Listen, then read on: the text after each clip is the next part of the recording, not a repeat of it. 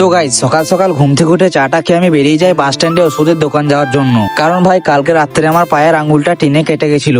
আর guys bus stand থেকে আসার পরে আমার খুব খিদে পেয়েছিল, তাই আর কি বসে পড়ি জল ঢালা ভাত খাওয়ার জন্য। আর তারপরে আর কি প্রত্যেক দিনের মতো জোহরের সময় হয়ে গেলে আমি গোসল টোসল সেরে জোহরের নামাজ পড়তে যাওয়ার জন্য রেডি হয়ে যায়।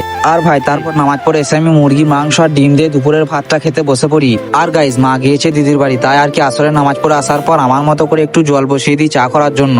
গাইজ আমার চা হতে হতে তোমরা এই ভিডিওটা লাইক করে আমার চ্যানেলটাকে সাবস্ক্রাইব করে নাও, আর ফেসবুক থেকে দেখে থাকলে পেজটাকে ফলো করে নাও। তো গাইজ ফাইনালি কিন্তু আমার চাটা হয়ে এসেছিল। আর গাইজ চাটা হেভি গরম ছিল, তাই আর কি আমি চামচ দিয়ে ফুক দিয়ে দিয়ে খাচ্ছিলাম।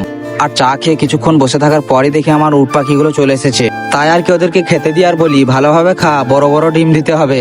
আর গাইস আজকে ছিল হাটবারের দিন, তাই আর কি আমি সাইকেলটা নিয়ে বেরিয়ে যাই বাজার করতে যাওয়ার জন্য। আর আমার বাজার করা হয়ে গেলে আমি সাইকেলের হ্যান্ডেলে বাজারটা লাগিয়ে সোজা বাড়িতে চলে আসি।